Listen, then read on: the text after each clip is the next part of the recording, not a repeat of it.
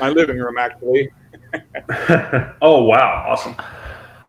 Okay, everyone, we are live. Greetings, ladies and gentlemen. My name is C. Dixon. I am the founder of the Virtual Film Industry Networking Association, or VFINA for short. Welcome to the first of a series of virtual workshop events in which film industry veterans discuss the tools of their specific trade. Our guest tonight is a man who has worked as a professional writer for nearly 40 years and has gained the prestige of being both an Emmy Award winner and a New York Times bestselling author. He started out as a playwright, writing plays for regional theater in the early 1980s, and eventually broke into the screenwriting trade as a writer on the beloved television sitcom Newhart. He then went on to becoming a writer and executive producer on the long-running sitcom classic Cheers, which brought him 2 Emmy Awards. And he eventually created such TV sitcoms such as Bob, Thanks, The Fighting Fitzgeralds. In 1986, he moved from writing for the small screen to writing for the big screen with films such as Mrs. Winterbourne and The Fan, which starred Robert De Niro. Aside from this, he is also an accomplished novelist who has written many mystery novels such as Crush, Colorado Boulevard, and Wicked Charms, which was co-written with best-selling novelist Janet Evanovich. I hope I'm pronouncing that name right. In recent years, he has worked as a writer and consulting producer on such shows such as Boston Legal and Terriers, which was a shame they got canceled, and has written several installments in the Darrow and Darrow series for the Hallmark Mysteries channel. I'm very grateful that our following guest has decided to sit down and join us this evening. Please welcome to our event, Mr. Phoef Sutton. Mr. Sutton, thank you so much for joining us. Glad to be here. Awesome. Just before I get on the interview, I just want to let our viewers know that this will be a 2-hour event. The first hour I'll be interviewing Mr. Sutton, and then the second hour we'll be taking viewer questions. So if you have any questions for Mr. Sutton, please leave them in the comment box. Now on to the interview. So I'm curious, at what point in your life did you realize that the writing trade was for you? When did you realize that you wanted to follow this dream? Well, I'm afraid I always wanted to be a writer. I mean, from when I was in preschool, my parents, I got a typewriter, and I would copy Dr. Seuss books onto paper, typing them out, thinking, oh, okay, I've written a book now. And so I always wanted to write. I was always in my blood. I can't think of a time when I wasn't making up stories and I didn't want to write. So it's just, you really don't want to go into it unless you can't help it. All right. Yes. I was an addict from early age. So we are like 5 years old, writing down stories on a typewriter, or basically just coming with anything that came to your head. Right. Yeah, just terrible stuff. But it sort of had beginning, middle, and end, and I would do it. And I wrote all through high school. I wrote short stories and submitted them to the magazines of the day.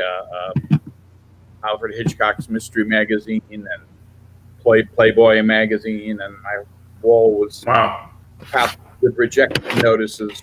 I never got one accepted.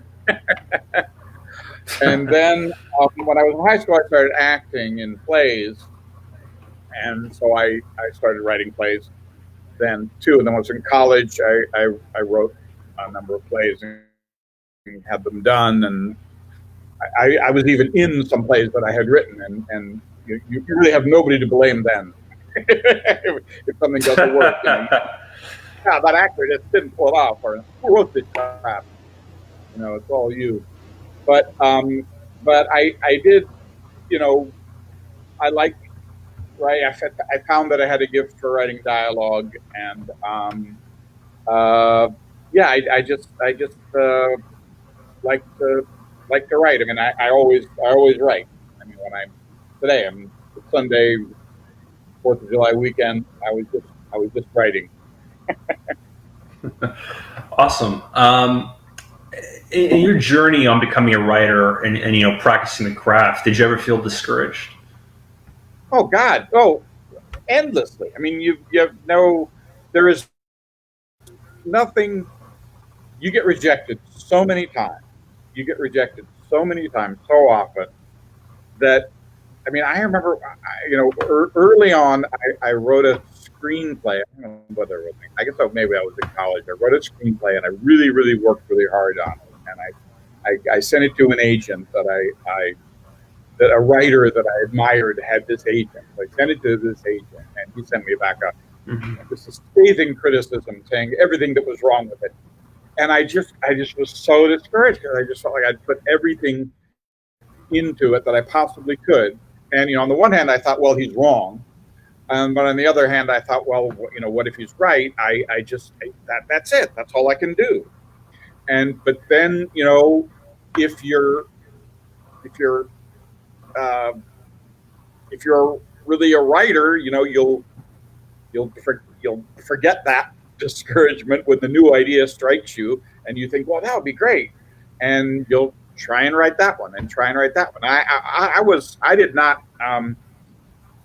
I mean, even now, the rejections you get so far outnumber the acceptances that you get, that it's appalling. But I did write some plays that I got done, and the audiences seemed to like them, even though there were problems with them, of course. But still, in all, the audience liked them. And I won an award in college. I won the Norman Lear Comedy Playwriting Award in college, and that was, I think, the first time I really thought I could, maybe do this. I could maybe really do this. But even in that, when they praise you, there's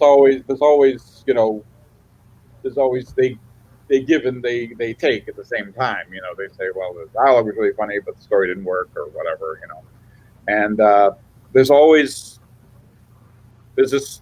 I don't know I think it was Robert Browning who said, your reach should exceed your grasp, or what's the heaven for?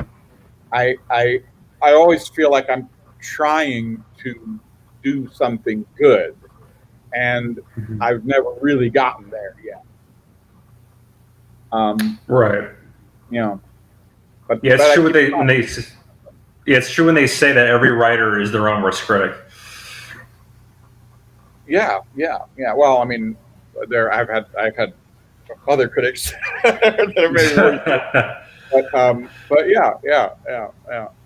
And then I don't know. I moved out to LA after college, after graduate school, and I tried to be an actor, and I tried to be a writer, and I found that I could only take getting rejected in one field at a time. So I concentrated on getting rejected as a writer.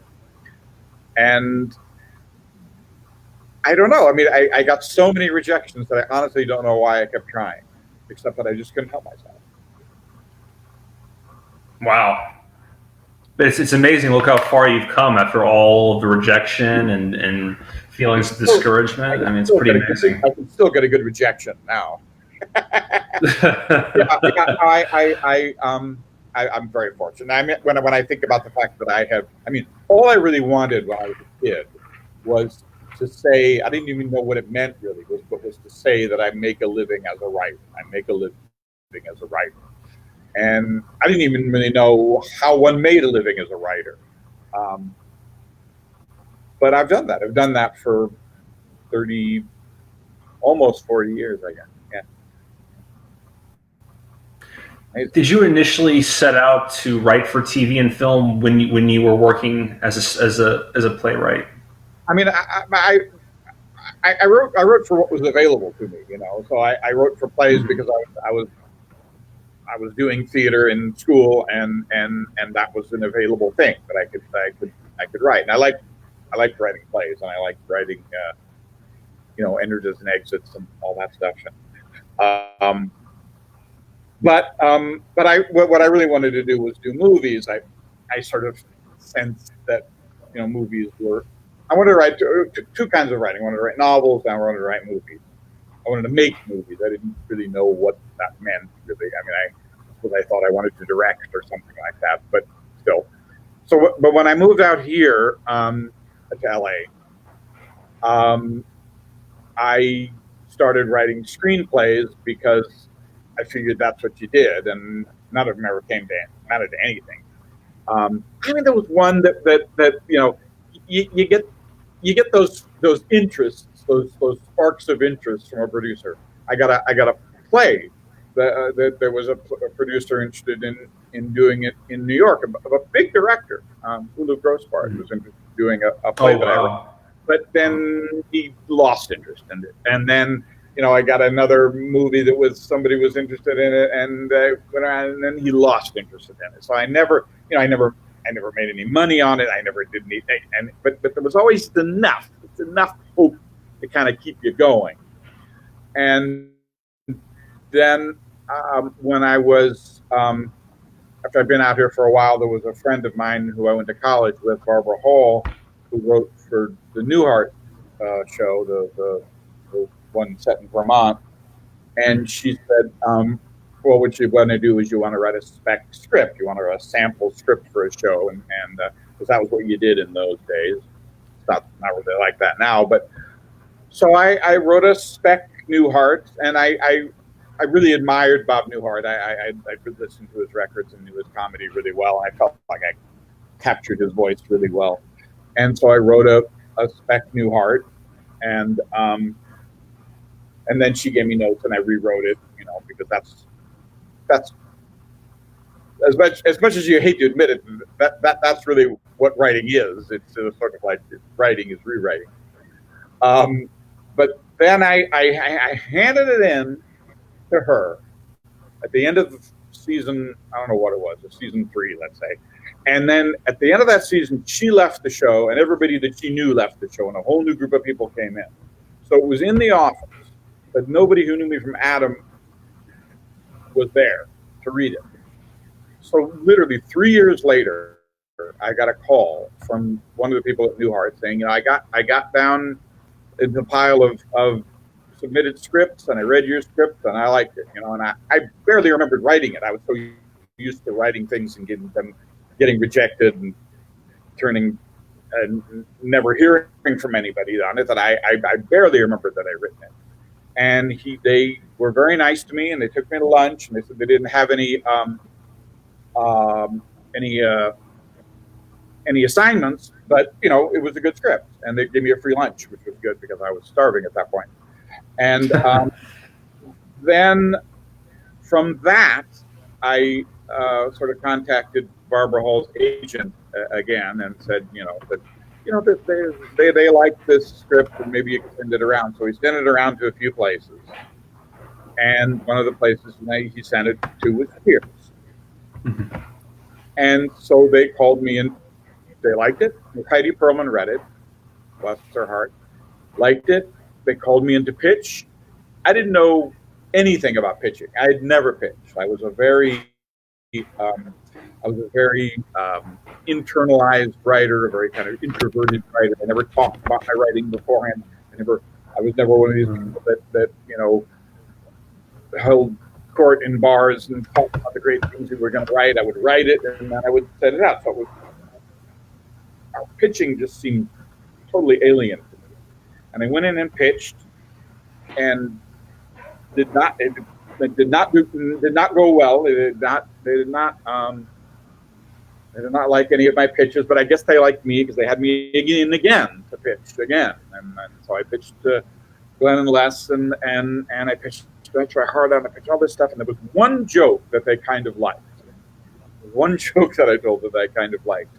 And from that they built the story that they sent me off to write. So my first real paying job in show business was a freelance Cheers, which was a great start. I mean, I would have been, I but my wife was, 3 months pregnant, and we had no money, and I would have been happy to have written for the, new Flipper or anything. And the idea that I was looking for Cheers was just ridiculous. It was just ridiculous.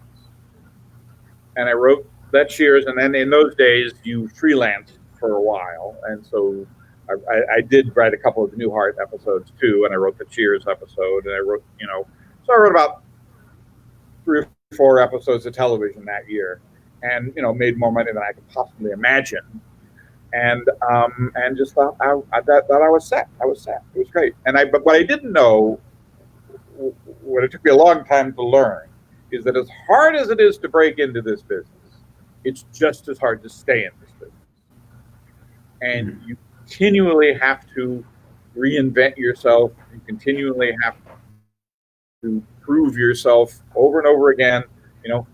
Every 5 years, everybody has forgotten about you. You're going in and you're pitching. It's always the same thing. You're always struggling. You know what? It's interesting that you made the jump from writing for plays to writing for television, because when you're writing for plays, you have that freedom to just create whatever you want to create, and with TV, you're dealing with broadcast restrictions and network executives who might not see the brilliance of an idea. How did you have to deal with network executives when you went from? I was lucky. I was lucky that the first show that I really worked for was Cheers, because they didn't have any network interference at all on Cheers. The only thing you had to worry about is you had to write Cheers. You had to write in the style that Glenn and Les and David Lloyd and David Angel and Peter Casey and David Lee were writing that show. It was just that show, the best of your ability to do. And to be honest, in having written for theater before that, and mostly having written traditional kinds of plays that have a set and entrances and exits and all that, Cheers was a set. It was a play. I mean, it would all take place in the bar. It almost always took place on that one set. You always had the entrances and the exits. You were all, in a way, I had a kind of a leg up having worked in theater. I was one of the few writers who had worked in theater. The main thing you just had to do was you just had to write that show as well as you could write it. You had to write those jokes as clever and as funny, and as write those characters the way they had. I mean, it was a daunting task, but I never felt like I was lowering myself in any way. I never felt like I had to compromise myself in any way. It was a stretch to achieve that show. I mean, I wrote 23 episodes. I think I wrote more episodes than any single writer. So it was a real marathon run of we did 26 episodes a year. Most shows do 10 episodes a year now, 8. We did 26 episodes a year.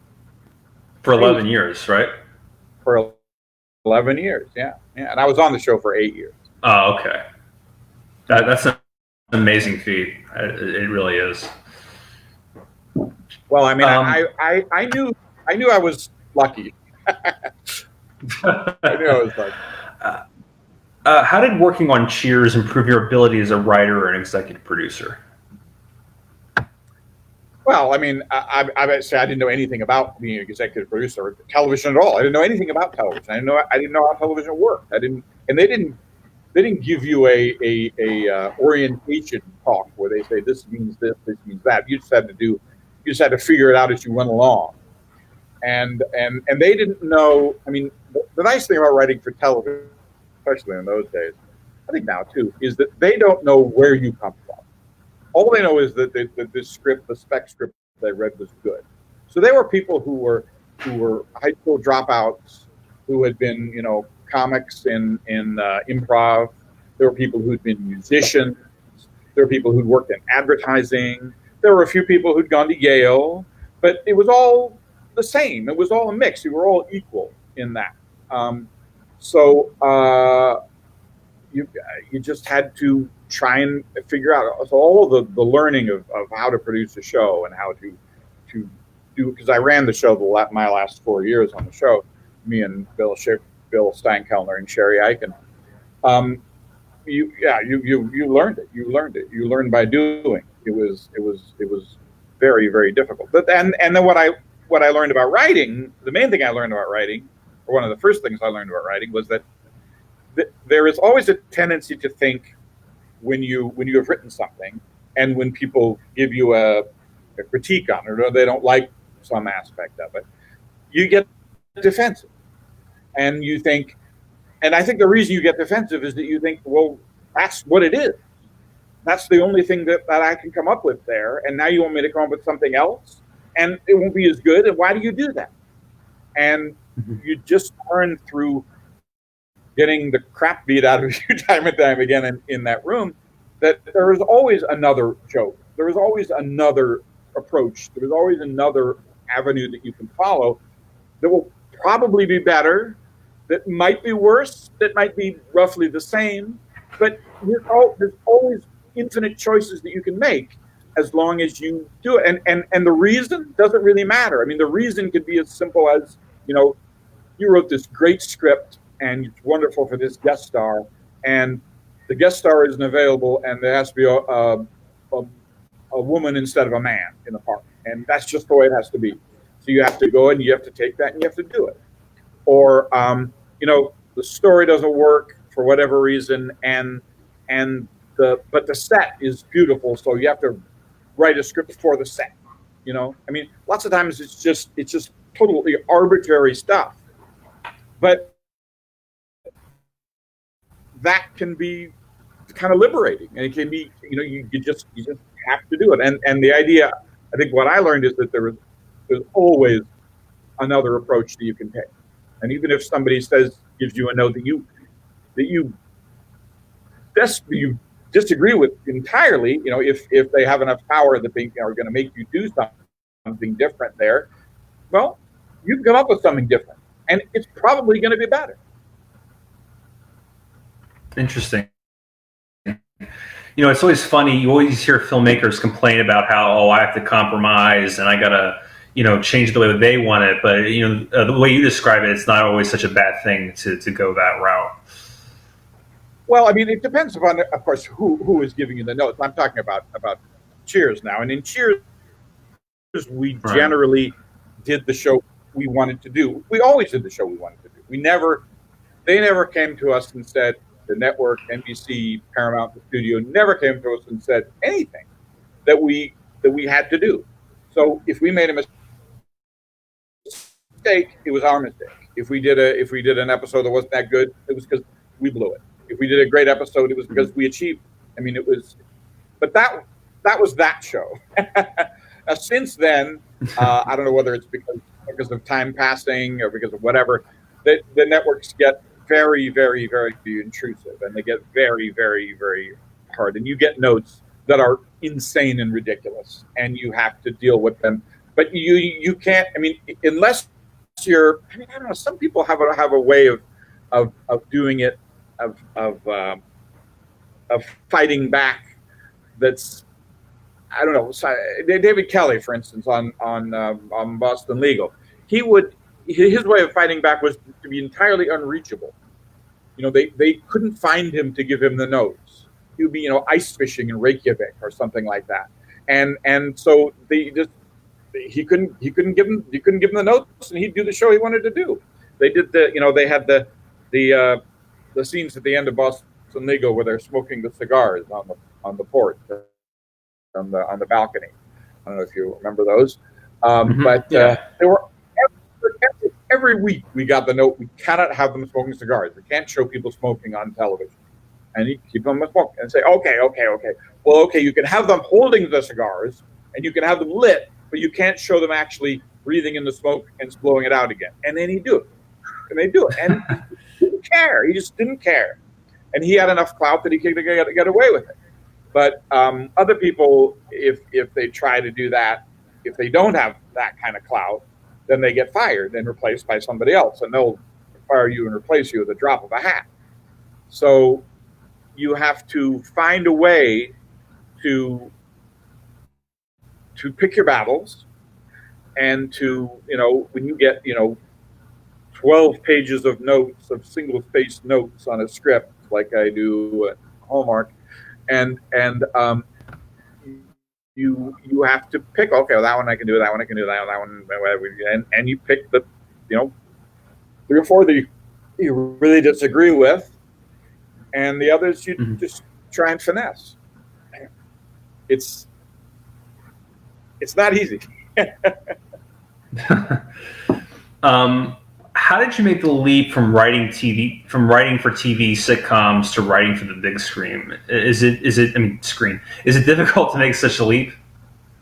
I think it is. Particularly it was then. I just, I was working on Cheers, for years, and there was a story I wanted to write, and I thought it would make a cool movie, be a thriller, and I just wrote it in my, spare time, which I didn't have much of, just in the mornings before I went to work, and I sent it to my agent, and he liked it, and we sent it out to a lot of people, and a lot of people liked it. A lot of people liked the script. It's never been made, that script. It's still percolating around. But it gave me, they read a script that they like, and they think, well, maybe this guy could do that script. So I did. I spent a few years as a screenwriter, writing, both obviously stuff that never got made, and a couple of pictures that did get made. And I didn't particularly like it. The thing is that being a screenplay writer, in my opinion, if you're working for movies, you don't have anywhere near the kind of control that you have over television. If you're a writer and you become a showrunner, let's say, you are the guy. You're the one. You're the one who gets to say everything. Whereas when you write, I remember when I wrote The Fan with and it was adapted from a novel by Peter Abrahams, and I wrote the script, and I wrote it pretty quickly, and people really liked it, and they got a couple of big actors for it, they got a big director for it, and then I got a call from the producers just as soon as it got made. Well, you're being replaced, and it's like, why? I'm the one who got the script this far. Well, yeah, but now they want to have Frank Darabont do a pass or whatever, and it's going to move up the ladder, and somebody else is going to do it, and that's sort of naturally assuming that you're always going to be replaced. It didn't really appeal to me very much, and the only way to not be replaced is to become like the director, or there are very few screenwriters that have a lot of clout that can really pull off being, saying, name above the title. And I didn't particularly, I didn't really pursue it. So then I went back to television, and I've been happier there. Although I've written movies since that I like a lot that haven't gotten made. and yeah, to be honest, that was why I finally started writing my novels, because the stories that I couldn't tell on television that I wanted to write, that maybe I'm in years previously I would have thought, well, I'll write it as a screenplay. I just wrote it as a novel, and then it's done. It's all yours. You've done the whole thing. You're the author of it, and then it gets published. And then if they want to write it and want to turn it into a terrible movie, I'm all for it. Although I haven't had that happen yet. But yeah, it took me a while to realize that. I don't know why it took me so long to realize that you can. There are other ways to tell the stories that you want to tell. How difficult was it to adapt Mrs. Winterbourne and The Fan into feature films? Well, that was interesting. The Mrs. Winterbourne, let's take that first. That was based on a novel by an author that I greatly admire, Cornell Woolrich, a book called "I Married a Dead Man," and it was an old book written in the '40s, I think. It had been made previously as a movie with Barbara Stanwyck called "No Man of Her Own," and a French movie called "I Married a Shadow" was made of it in the '70s.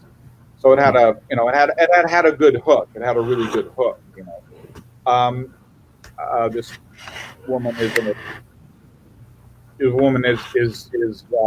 basically homeless on a train with a woman who's going to marry someone, and they she tries a ring on, whatever, I don't know, and there's a train wreck, and somehow or another the woman who's going to be married is killed, and the woman is the main character is mistaken for that woman, and then she sort of tries to take on this woman's life and do that. And so I don't know, it's kind of a crazy idea, but Cornell was full of those. And they're going to write around it before me, who, I can't remember her name, who had the idea of writing it as a comedy, as a sort of a romantic comedy, and she'd written that draft, and then I came in because I replaced her, because that's what they do in the movies, and I wrote it. I sort of tried to bring it back a little bit closer to the plot of the book, and to but the main thing is just to take the book and sort of reimagine it as you would, and then make it your own. That's all I can say. I mean, I've done that twice. Yes, done that twice, and I don't really know if I know how to do it, but I'm trying to do it, and it's interesting. I've also written adaptations of my own books, and that's a little easier because I don't mind changing stuff. I think it was Michael Crichton who once said that whenever Hollywood takes a novel and turns it into a film, then there's a 90% chance that the film will be nothing like the book. And a lot of that's due to having to take a novel and then trying to turn into a film that will appeal to a mainstream audience. When you were adapting Mrs. Winterbourne and The Fan to film, did you ever have to take stuff away from the story that you felt might not have worked in order to appeal to the audience? What I tried to do, and I don't know whether that's the right thing to do or not, was I just tried to condense it into its basic form. And I tried to keep true to the novel. I tried to keep it true to this sense. I mean, there are some movies you read the novel and you see the movie, and they're virtually the same. I mean, like The Maltese Falcon. If you read that book, that's virtually, they practically filmed the book.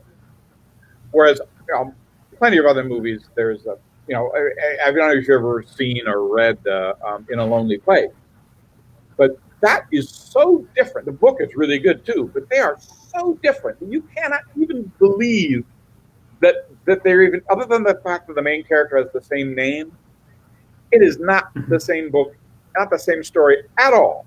And I think Wow. They just kept, a lot of times you keep deviating it from it, deviating from it, till by the time you're finished with it, you've become, you've written a whole new thing, and in a way, you think, why did you even have to say that this was based on this book?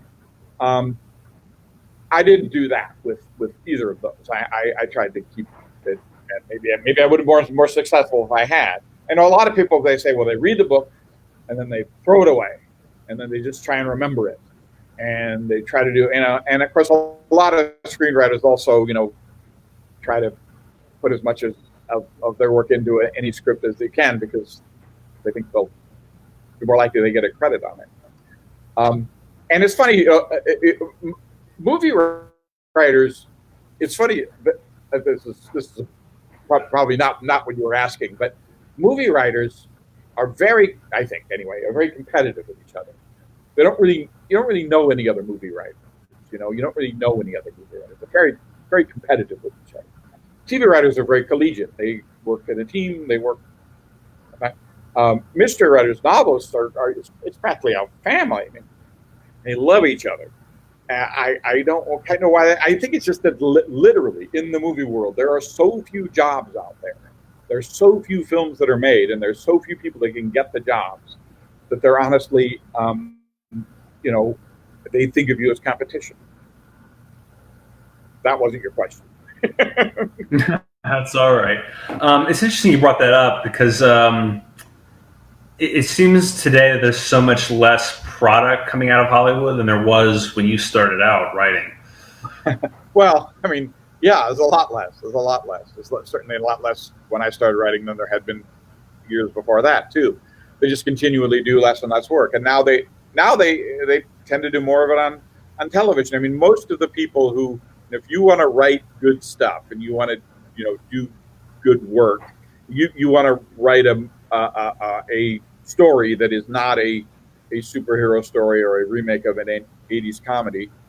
You're going to go to TV. You're going to go to TV, and you're going to do it as a series, or you're going to do it as a TV movie, which have come back into vogue too, although they were out of style for a long time.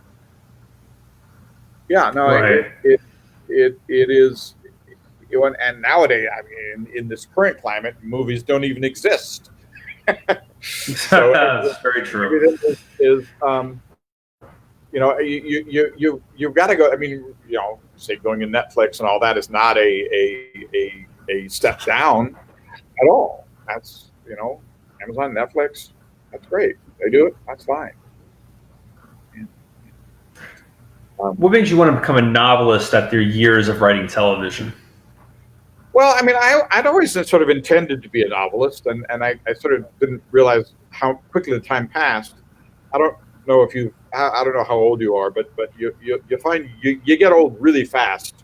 I know the feeling.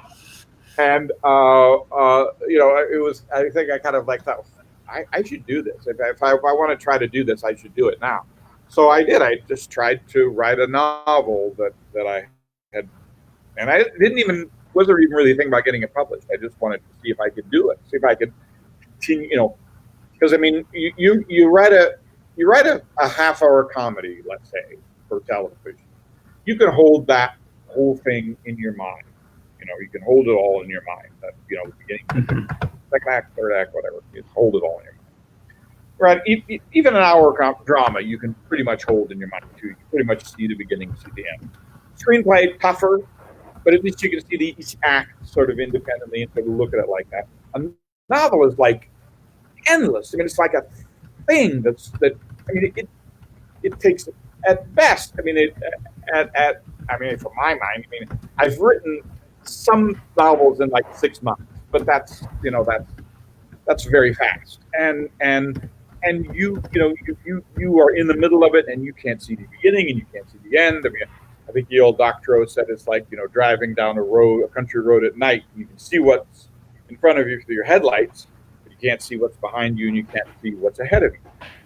So it's daunting. It's endlessly daunting. And if you write 5 pages a day, let's say, you write 5 pages. If you write 5 pages of a half-hour comedy, that's almost a quarter of it. I mean, that's a lot of it. And screenplay and all that sort of thing. But you write 5 pages of a novel, that's barely a chapter.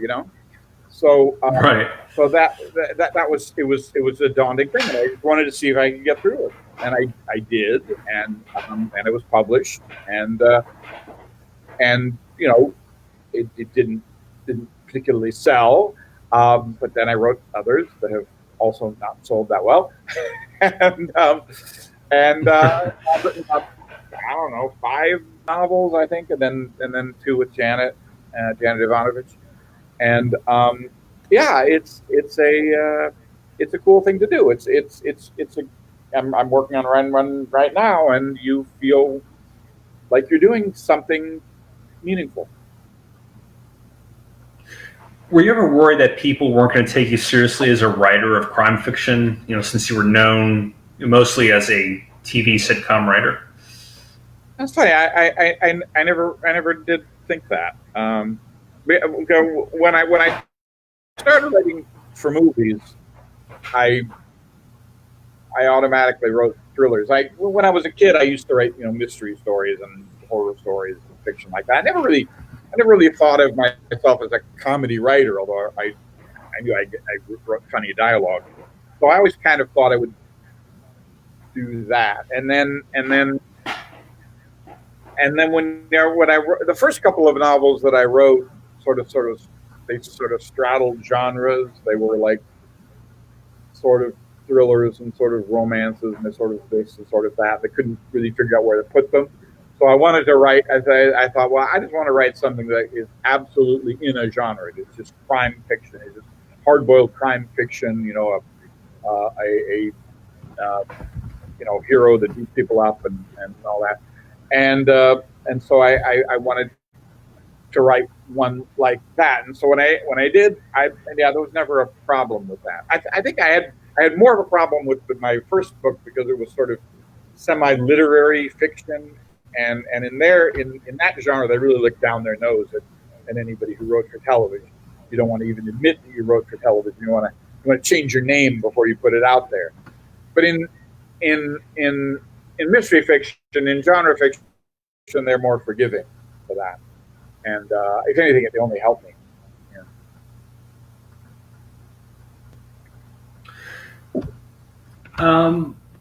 Were you ever... Okay, hold on.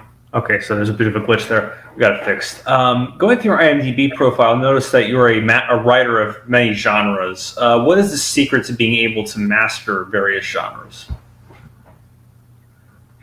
I mean, I kind of think that they're all basically the same. I mean, you basically are writing a story, writing scenes between people who want things from each other. Somebody wants to get something from somebody else, either it's love or money or something like that, and you just find as clever a way to do that strategy for that person as you can, and whether it's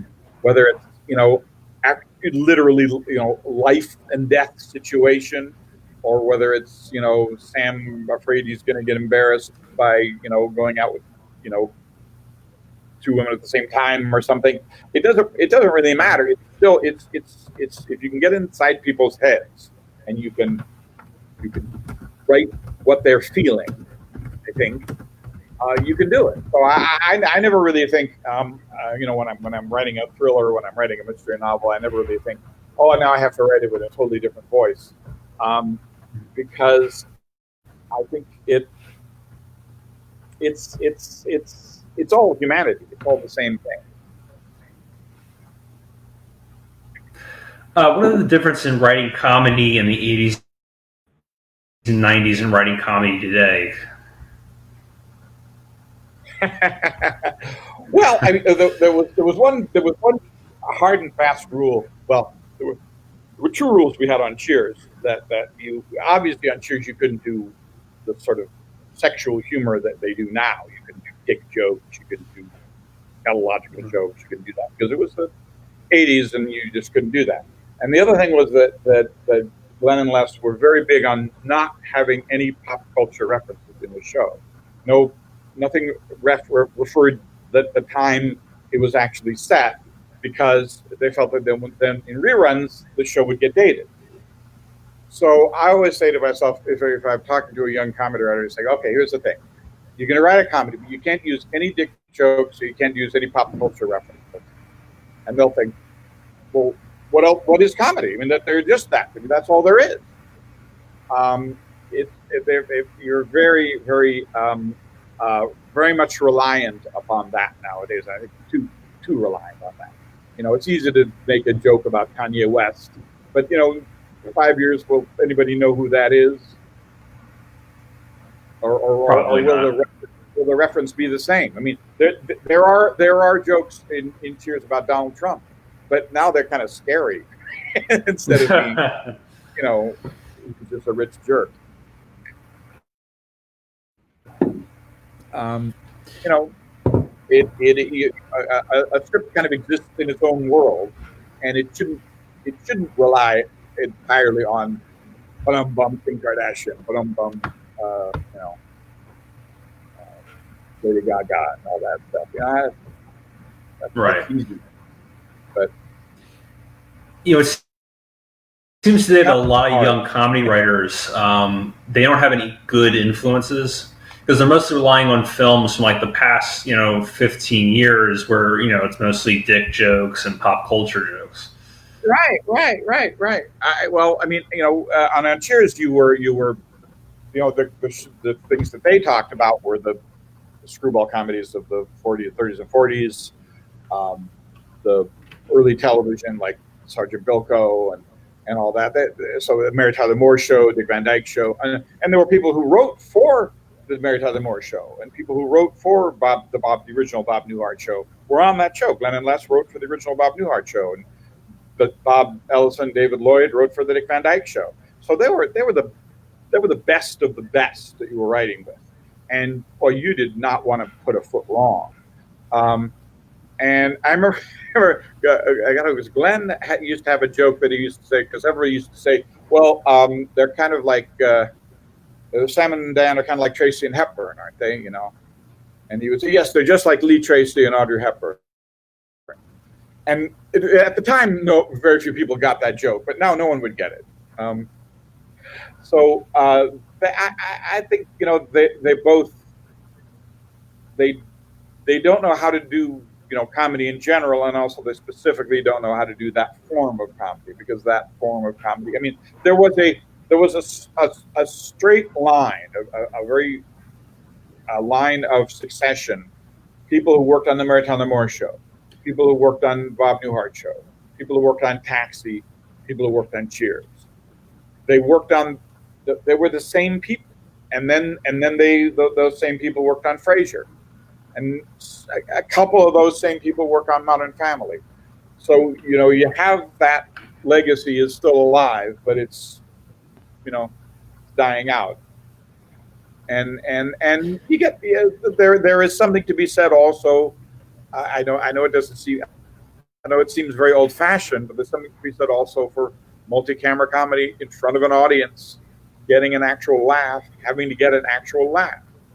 We Every laugh we got on Cheers, we earned. I mean, we never turned up the laugh machine and did that. I mean, never. If a joke didn't get a laugh, we might try to cut it, but we didn't laugh it. We had to get laughs.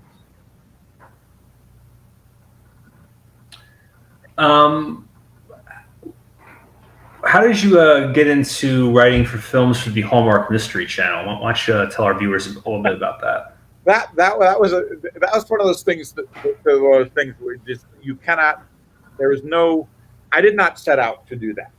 I did not. That was not my goal to set out to do that. I never really have goals or set plans.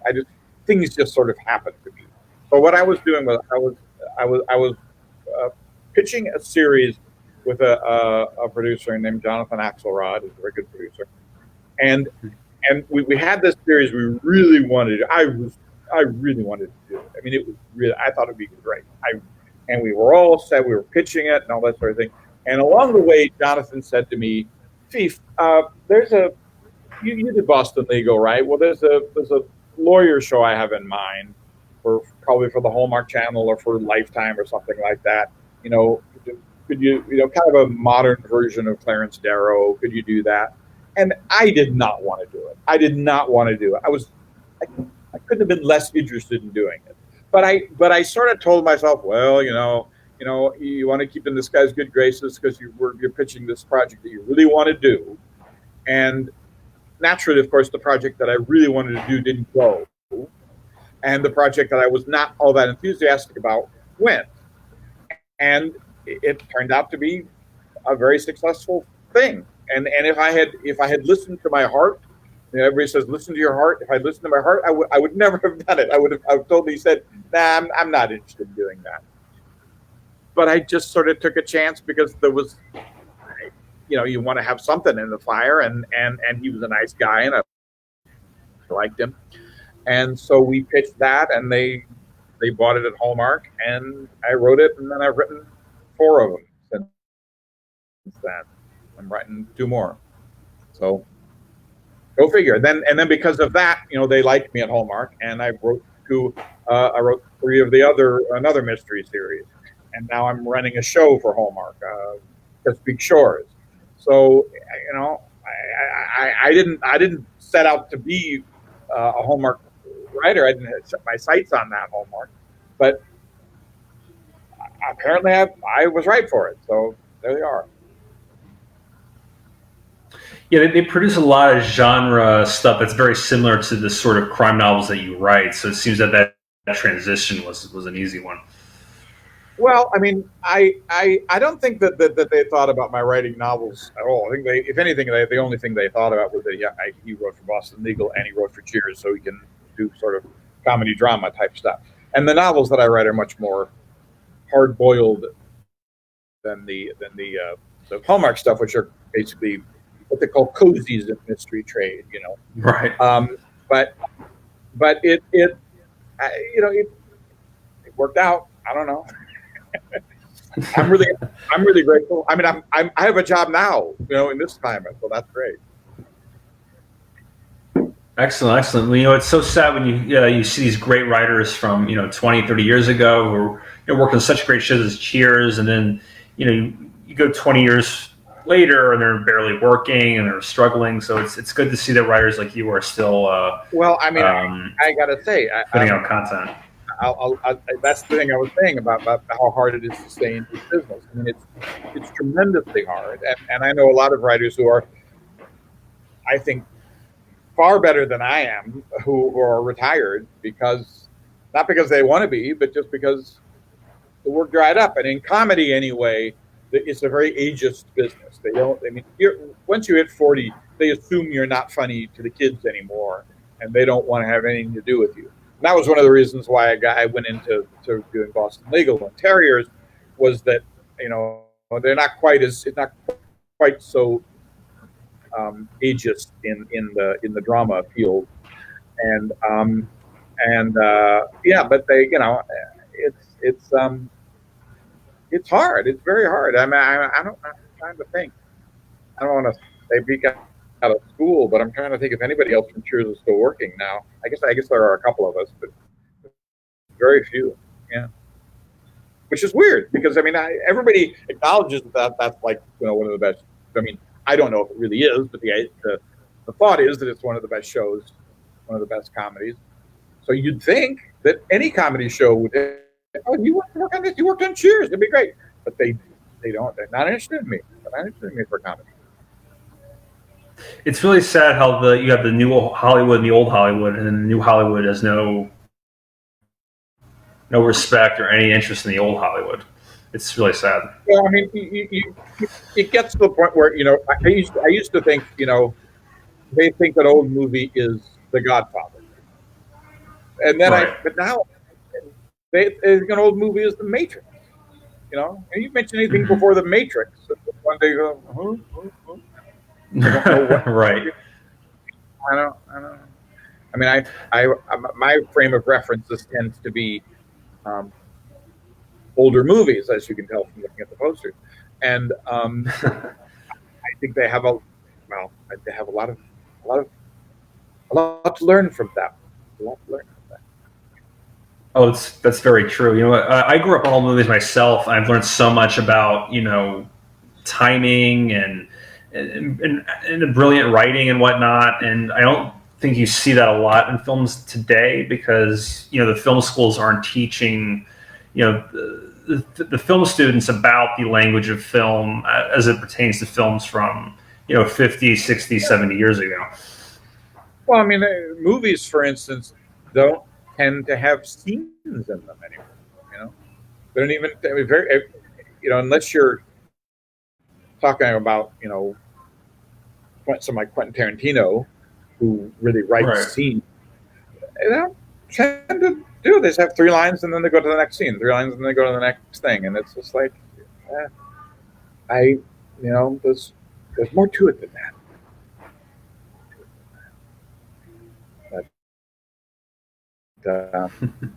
But I could go on and on. All right, we have some questions from our viewers. I do a podcast too, Film Freaks Forever, a podcast where Okay. me and a friend of mine discuss old movies. We do one a month, so you can always listen to me pontificate about old movies on that. Okay, I'll definitely check it out, and I hope our viewers will definitely check it out as well. Let's get on to our excellent. Let's get to our backup. Let's get to our questions from the viewing audience. Are you ready? Yeah, I'm ready. Okay, excellent. Maddie Ash asks, should I move to LA if I want to become a writer or an actress? Well, if you want to become a writer for television or movies, you pretty much have to move to LA. I mean, at least to start with, there's no, I mean, even in this crazy climate that we're in right now, I mean, you're going to have to go into meetings, you're going to have to go into pitch, you'd have to do that. And then unless they read something, unless times change entirely and we never have meetings again, if they read a script and they really like it, they will want to talk with you about doing something else. They'll want to talk with you about doing something else because the chances of them wanting to do the script that you've written are astronomically impossible. So they might like the writing and they might want to meet with you about another project. And to do that, it's almost always in person. Now, nowadays, who knows? It may change. It may change. Maybe they'll all do everything by Skype like this, or by Zoom or this system. But until recently, until now, I would say you definitely have to be a writer. You have to move out here to be an actor. You definitely have to move out here, or possibly New York, unless you just want to act in regional theater plays, in which case more power to you, because that's a wonderful life to lead. But if you want to make a living as an actor or make a living as a writer, you pretty much have to be out here, I think. Would Atlanta be an alternative to LA? Is that a good option? I don't know about for acting. Yeah, I think for acting possibly, because they do a lot of production in Atlanta. I don't know about being a writer in Atlanta. I've never heard about anybody doing it, but I mean, I guess if you're, I guess it's possible. And there are probably places in Canada too that you could do, but it's still basically an LA thing. And LA is not that bad a place. It really is. Okay. Mize Win has a question. Hope I'm pronouncing your name right. How do you take feedback? What tips or advice do you have for this? Feedback, as well, I mean, obviously positive feedback is great. You take that, that's wonderful. And you say, thank you very much. That's exactly what I meant. How did you know that? That's great. Negative feedback, well, that's a problem that you have to take. You have to get a poker face. You have to not let your immediate reaction be defensive.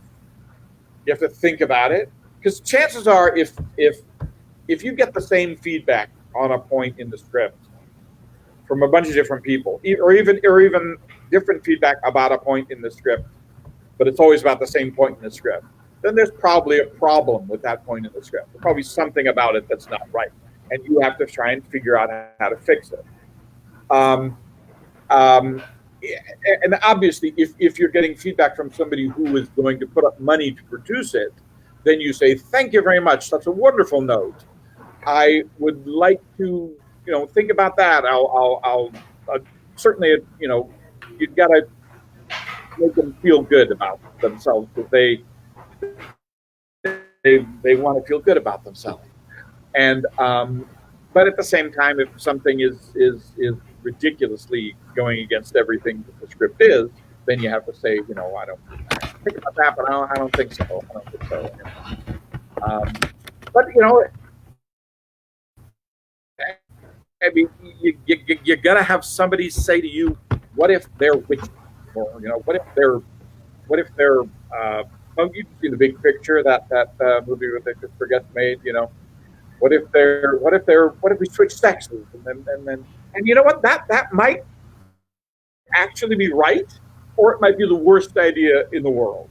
And you just have to, you know, take it in. But the best thing to do is to take it into consideration. What I find is to take it into consideration and say, thanks, I'll think about that, and then think about it, and then see whether or not that leads you somewhere. Because often people's suggestions for how to fix something are not going to be right for the script, but their problem with the script is accurate, and you want to do something.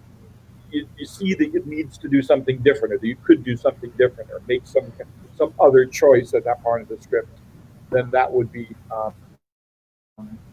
and then you come back and you've changed it, and you didn't change it the way they thought you'd changed it, but you change it, and they think, oh, good, he took my note, you know. Mai's Win is another question for you. She asks, how do you pitch a show? Could you please explain the process a bit? Also, your experience and advice for this. Well, I got to tell you, I said I didn't like to pitch, and I still don't like to pitch. It's very hard. It gets harder and harder. I mean, it used to be, you know, back when I started, you know, it used to be you could pitch a show, basically come in and say, you know, if they liked you, you could come in and say, hey, I want to do a show about a football coach. Great. Go say what you got. Now you've got to pitch the whole thing with all the characters and the arc and what will happen in season 2 and 3 and 4 and 5. It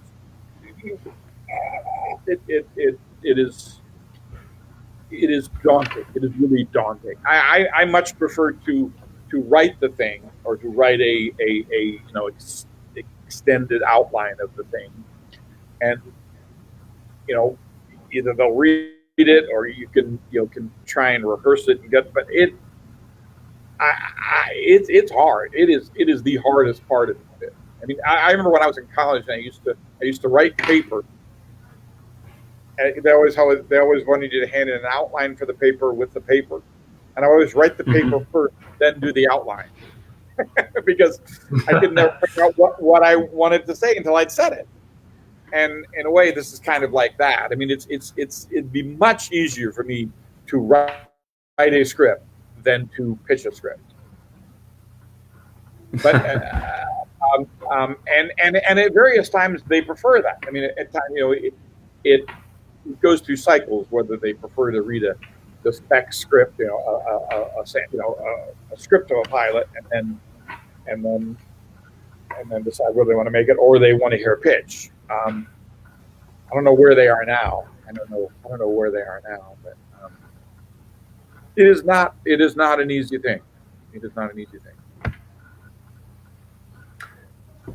Okay, someone else has another question. What is your process like? My process. Yes. On a given day, I mean, it's generally staring at the computer until my eyes bleed, and then trying to come up with something. You know, you write you write an outline, which you have to do if you're doing it for television. Let's say you have to write an outline, and then you write the first draft. But you have to do a lot of drafts. You have to do a lot of drafts before you get it right, before you realize all the different layers that you might not have seen when you're first entering into it. So there's a lot of swearing, and every time I start something, I assume, I just feel like it's impossible. That blank screen stares at me, and I just think, well, I guess I fooled people long enough, but I've lost my ability to write, and I can't do it, and there's no hope. And then, one trick I sometimes do is that I'll, beginnings are kind of daunting, so I'll write, a scene in the middle first, that I kind of picture. I can picture more fully, or just randomly pick even a scene in the middle, and just start writing that. And then it kind of breaks the ice, and I get into the flow of things. And then when I start at the beginning and then go through it, I may get to that point where wrote the scene already, and I may think, well, that's pretty good, or I may think, well, that's not right at all, but at least I got working. It's not easy. Mize Win has another question for us. How did you build connections in this industry? Not very well. I mostly built them through, the people I worked with. People I worked with,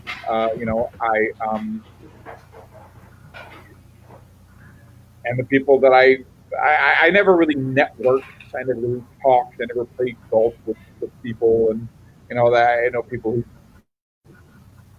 go out for drinks, all that sort of thing. I never really did that stuff. I don't know. I probably should have, but I just the people that I worked with would go and do other things, and they might ask me to go do with them, or I might go do something else and ask people I work with. So almost all the work that I get, almost all the work that I get through connection. I don't get my agent hasn't gotten me a job in probably like 5 years. It's always connected, and you never know where that connection is going to come from. So you never know. You have to be nice to everybody. But that's a good rule anyway. Oh yeah, it's true for any industry. Yeah. Is there an episode of Cheers that you have written that you were unhappy with? Oh, I'm unhappy with. Yeah, I'm sure there's plenty. I'm unhappy with. Yeah, I think I thought you were going to ask me what I'm happy with. Funny. I can't really remember, whole episodes all that well. I remember parts of them, and I remember parts that I remember jokes that didn't go, and things that I've written. I think did I write the one with the? Did I write the one with? There's always a point in a show where they have an episode with a monkey. It always eventually comes down to having an episode with a monkey in it. And I think I wrote with a monkey in it, and I don't think I particularly like that one. Although I'm not sure that I wrote that one, because you after a while, when you're running a show and writing it, really you forget which ones you wrote and which ones you didn't. I could imagine. I mean, working those insane schedules, after a while, just all feels like a daze. Yeah. But I did not particularly like the one with the monkey. What's it like when you're writing a story and at one point you realize, okay, this isn't working, but we need an episode, so I'm just going to have to dread through this and get it out? Well, that's the thing about doing television. It's like working in a newspaper. It's like you've got to put out material. You've got to put out material. So you have to, at some point, when you're in that writer room and you're in that, you're doing that, you're in rehearsal and you're in a production week and you've done a table read, you're in rehearsal and you do everything and it's just not working. The script just isn't working. You have to make it work. You have to at some point laugh, because if you don't make yourself or the other people in the room laugh, you can't go home. So you have to do it. And there literally were times, I remember there was one episode, I don't remember what it was exactly. But we shot on a Tuesday. We had a Wednesday to Tuesday schedule on Cheers. So we shot, so we rehearsed every night, and we there was a script we did it, we were reading it, terrible. And we rewrote it completely that night. Put it up the next day, it was terrible. Rewrote it completely that night, put it up the next day, it was terrible. Did it, and finally we pushed to shoot to Wednesday, which we didn't do very often, but we just weren't ready for it. And finally, I think on Monday it worked, and it won an Emmy. Wow. So you got to get it. Sometimes it just takes a while, but other scripts, didn't have to do much work on at all. It's really amazing how you can work on something and that you think is, oh, this isn't that great, and then it goes on to, become a beloved episode or win awards. Oh, sure. Yeah. And certainly even at the table read, let's say, or at the first run through, or in front of the audience, you can get to a joke that you know is going to kill. You knew it was going to kill. It's great, and it just doesn't get any laugh at all. And another time you do a line that basically you thought was a straight line, and everybody laughs uproariously at it. So it's a mystery. And the nice thing about multi-camera shows with an audience, which I know they're not very fashionable nowadays, but the nice thing about them is that they have to actually get a laugh. I mean, the audience has to actually laugh at them. And if they don't laugh, if it's not funny, you can't make people laugh. You can't persuade them. No, this joke is funny because it either works or it doesn't. We have another question from Mize Win. I think this is our fourth question tonight.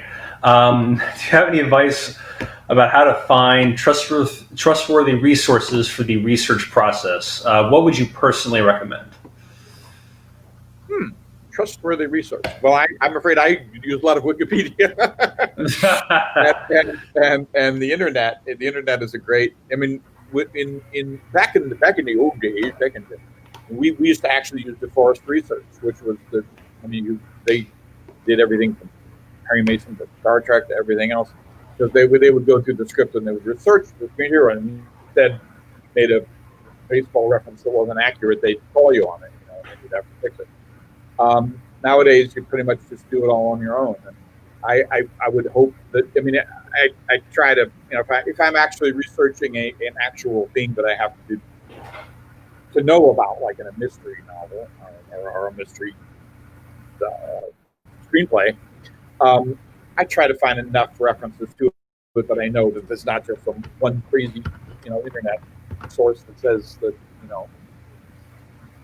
whatever, that there's a lot of it, and then you figure that out. But and a lot of I don't do this nearly as often as I should, but a lot of people do, and it's really easy.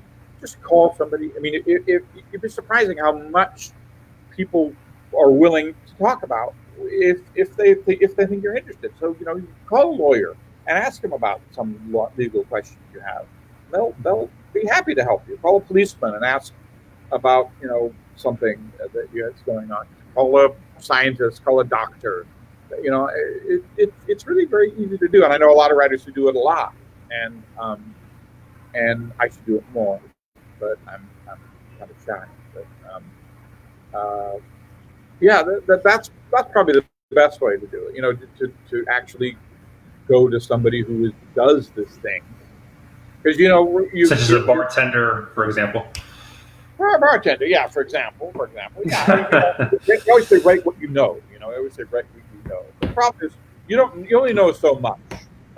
So after you've written a couple of books or a couple of screenplays, you pretty much have written everything you know, and you're going to have to do other stuff. So yeah, sure. I mean, it is very helpful to talk to people. Because if you say to somebody, I'm writing a book or I'm writing a screenplay about something, they'll automatically, people love that. People love to. They'll almost never will they react negatively to that. How many pages would a 30-minute episode hold on. Okay. Roughly how many pages would a 30-minute episode or a 40-minute script for an episode be? Well, I mean, it works out to about a minute a page. So a 30-page, a 30-minute script, they usually is not. They're not 30 minutes. Usually about 30 pages. However, multi-camera shows are typed in a different format than screenplay. They're typed in a format where you double space things, so they're twice as long. So I think on average, 40 pages, I think, about 40 pages for a half hour on that. But an hour script is usually about 56, 57, maybe 60 pages. But then you know you're going to have to cut stuff. I see. Here's a funny question. Robert wants to know, how come there aren't any shows today that are as funny as Cheers? There are no good shows today. How come there aren't any shows that are as funny as Cheers? Yeah. Well, I don't know if that's true. I think there are shows, but I think that a lot of it is that they work too hard to be clever, work too hard to get a joke on, every line has to be a joke. They work too hard to be kind of quirky or whatever, or they don't stay true to the characters. I mean, if you were writing those characters, if you were really writing those characters well, it would be funny. I mean, Norman Cliff, they were funny. They were funny people. Mm-hmm. Sam was a funny person, and we would go, we would go 3 or 4 lines without a laugh, and then you get a big laugh, and we would do that. We would do, they weren't so desperate to always get that laugh and always be amusing or quirky and everything's too. I like quirky as much as the next person, but everybody's too quirky now. I mean, everybody is. They don't.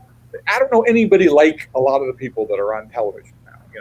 They just are weird for the sake of being weird, and all that. Cheers was a relaxed show. It had a relaxed rhythm. Right. It went with it and did it, and then it built to a some sort of climax. But it was basically a relaxed, easygoing show, and I think a lot of shows don't have that quality now. Very true. I mean, Cheers was not only a relaxed show, but it had characters that you could relate to, I think. And I think that's where a lot of the humor came from. And a lot of different characters that you could relate to that were different from each other. There was the blue collar kind of comedy, and there was the Frasier and Diane sort of upper class, witty comedy, and so you had a lot of varieties you could play with. You weren't really you were never really writing the same kind of joke all the time. That of course is is partly because the cast was so good that everybody was good. I mean, you never in lots of shows you box yourself into things. I've got a scene between these 2 actors, and they're the ones that aren't any good. Well, in Cheers, you never had that. Everybody was good. Oh yeah, definitely. We have another question from Mize Win.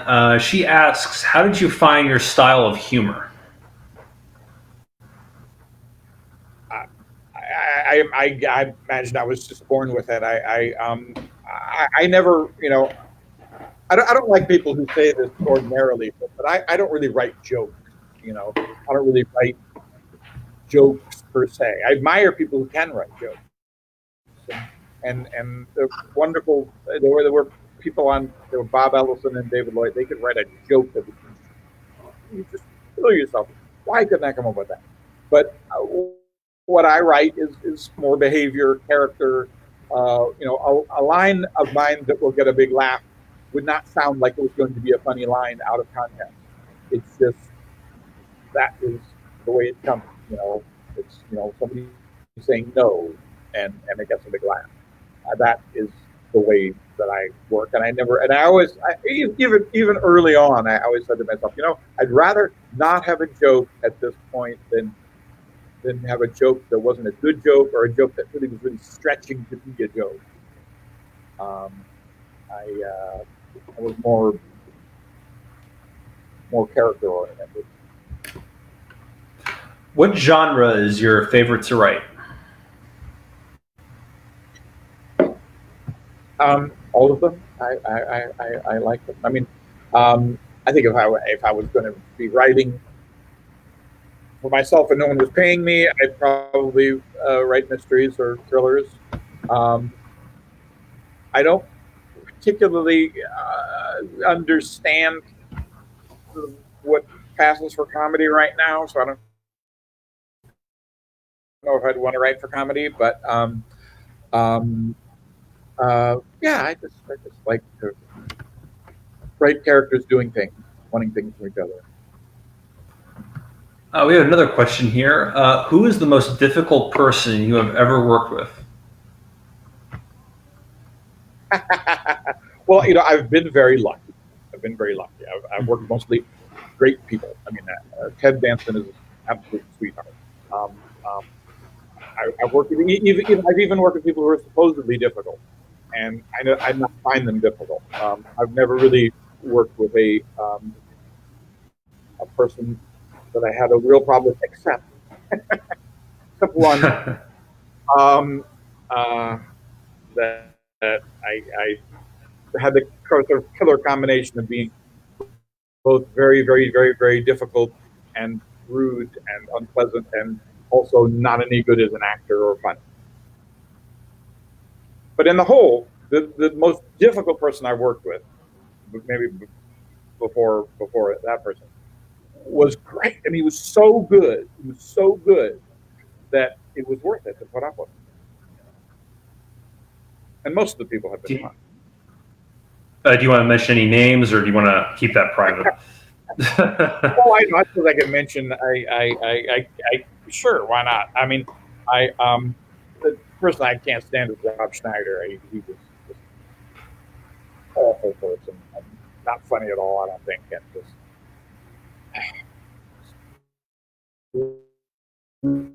rude to people, and didn't like him.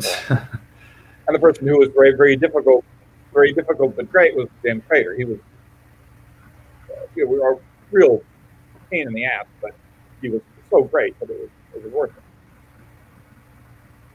Very sorry to hear about that. We have another question from Mize Win. 30 years. I've been doing this for 35 years. That's not bad. Awesome. What genre is your favorite to write?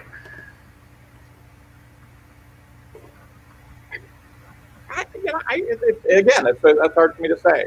I like. I mean,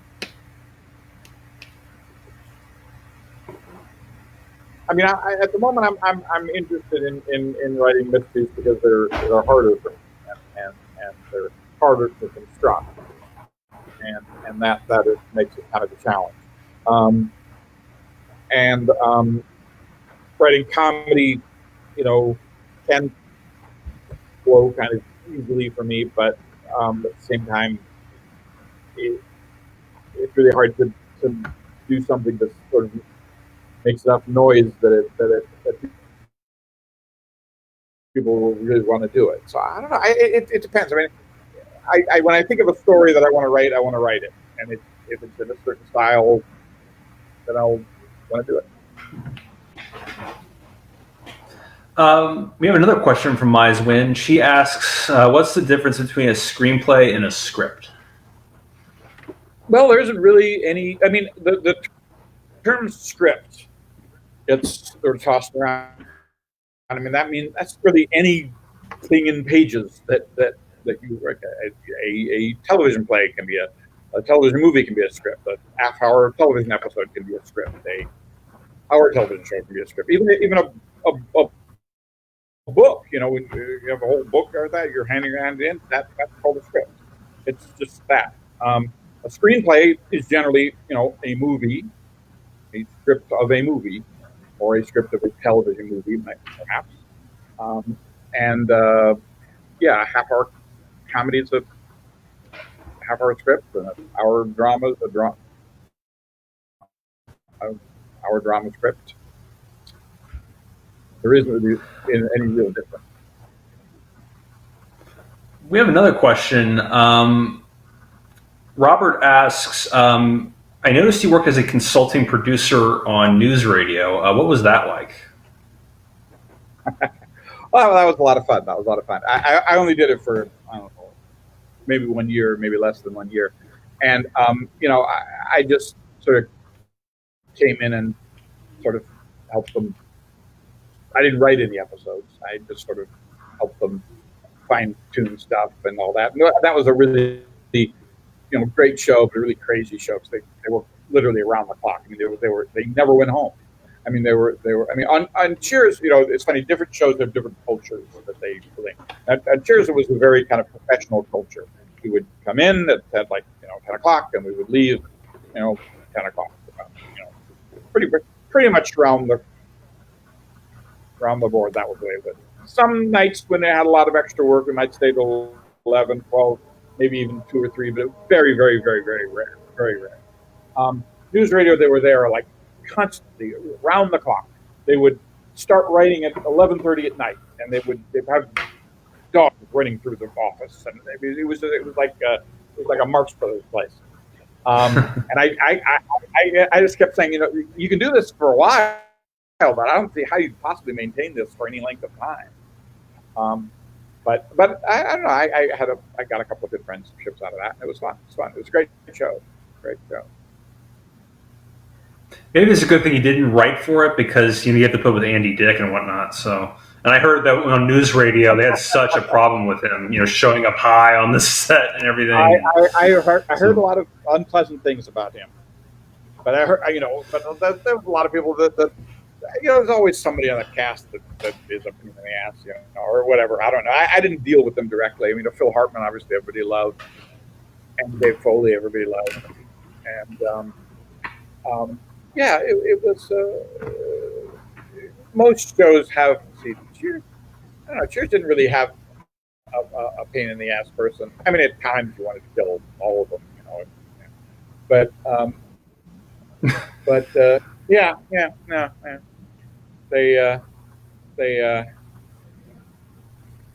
I didn't have any direct dealings with Andy Dick. So. I didn't. I didn't stay for that. I was just helping them during the rewrites. So I did the dealings with the actors. That's the advantage you have when you're a consultant. When you're a consultant, one of the things that when you're a consultant, also you work like 2 days out of the week. So the big thing I would say to them is, just it goes tomorrow. I'm not going to be there tomorrow. It'll work. It goes tomorrow, and that'll be up to you. Here's an interesting question. When you were co-creating the series Bob, were you ever concerned that the audience wouldn't understand all the inside baseball references to the comic book industry? Well, I should have been. I think that was one of the reasons it didn't go.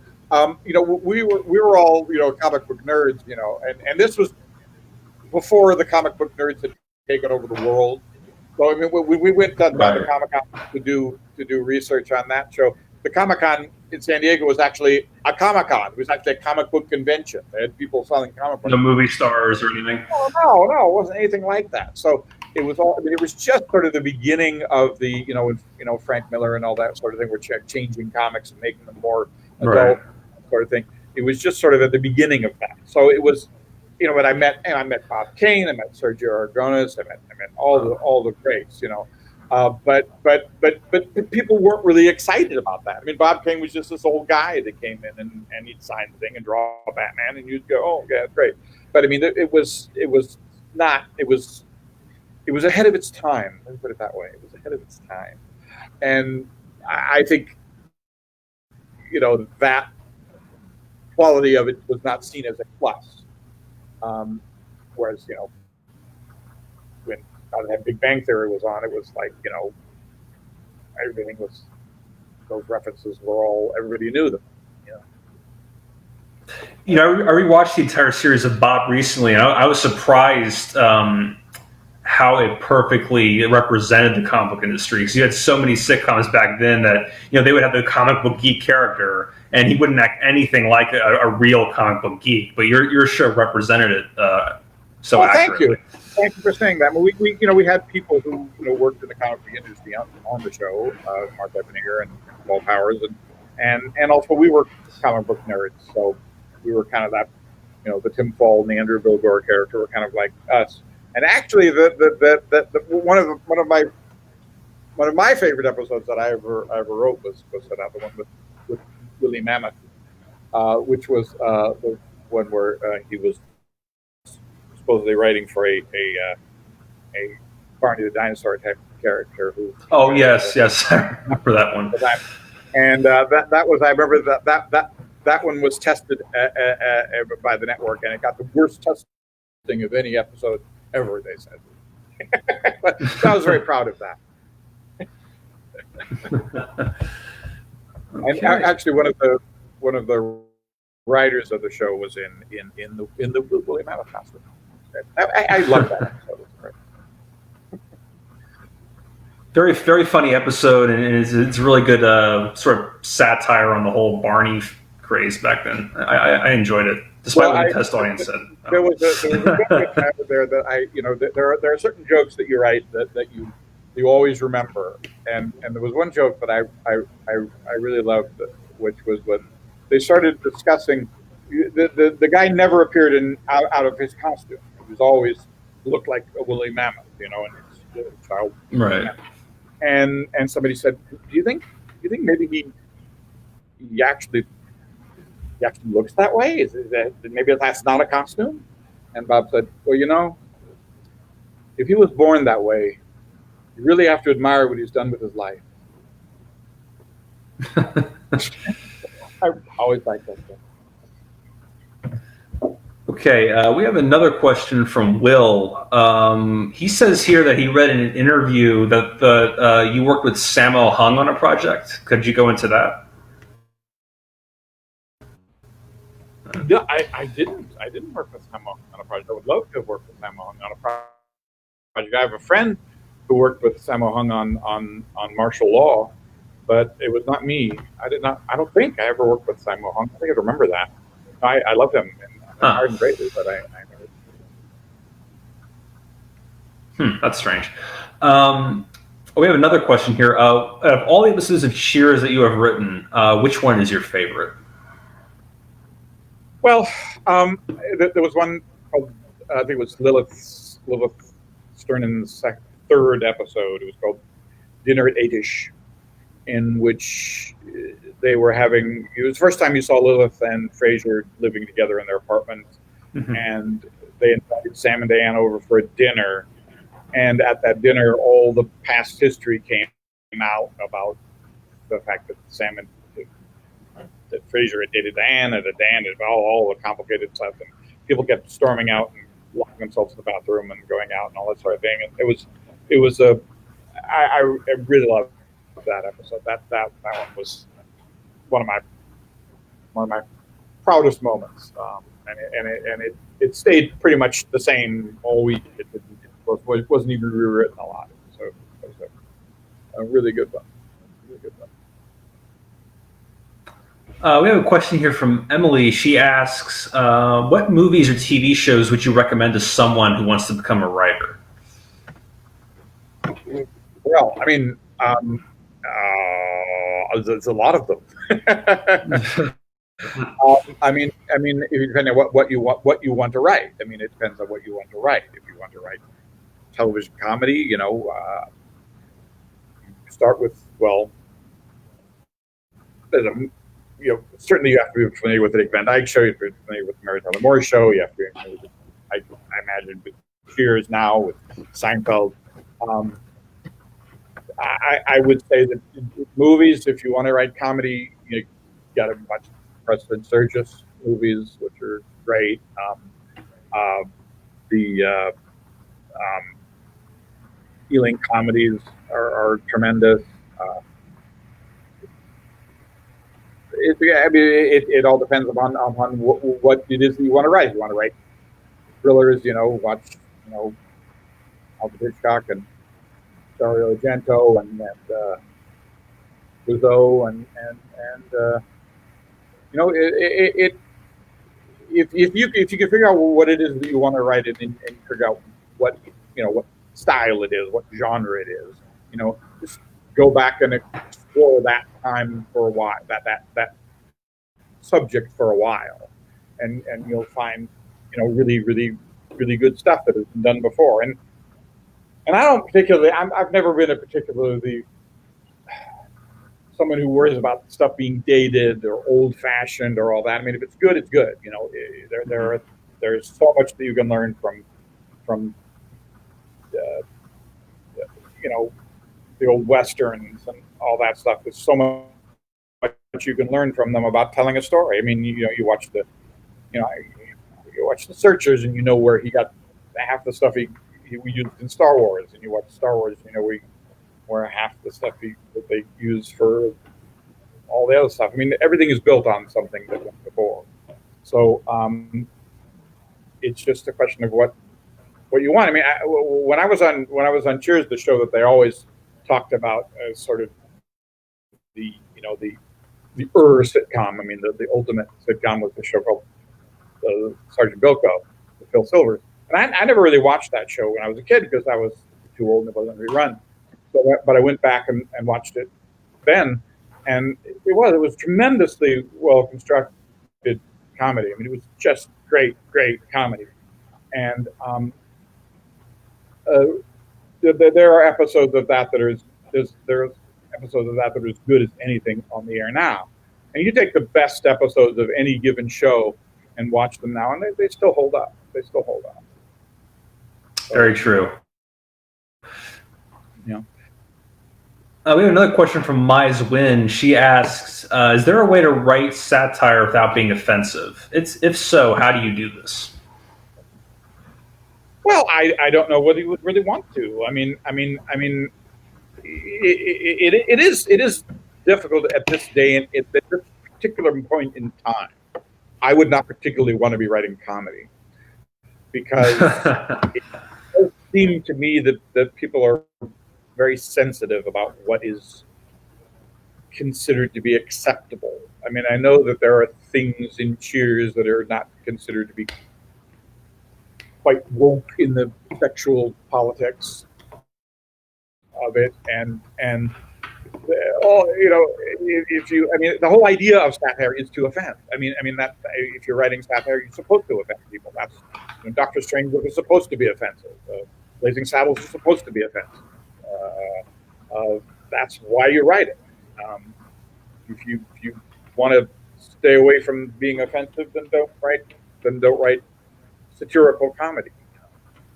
Don't write comedy at all, for that matter. I mean, it's. I watched a documentary about the joke "The Aristocrats." Have you seen that documentary? It was done. Yeah, I've seen it. Like I don't know, like 10 years ago or 15 years ago or something. And I was watching, I'm thinking, I don't know whether you could make this now. I don't know whether you could do this now. No, you could not. But, there are various times when being offensive is a part of comedy, and then there are various times when it's not, and we're in a period of time where it's not, and so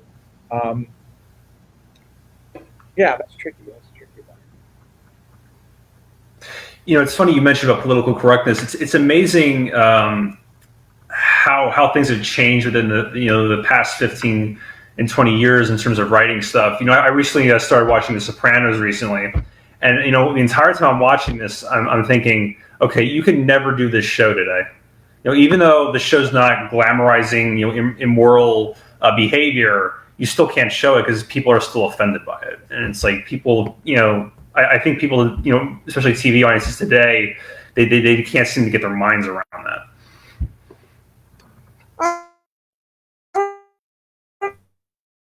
They just take everything out of context and get offended and whatnot. Yeah, I mean,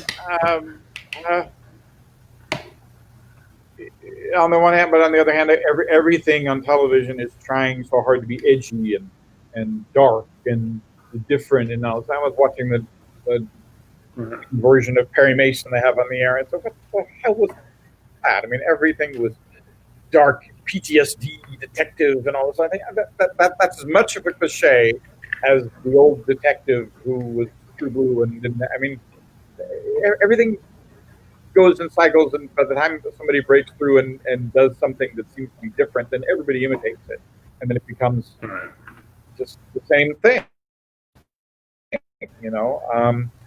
So I don't know. You'll find it. You have to find your own way through that.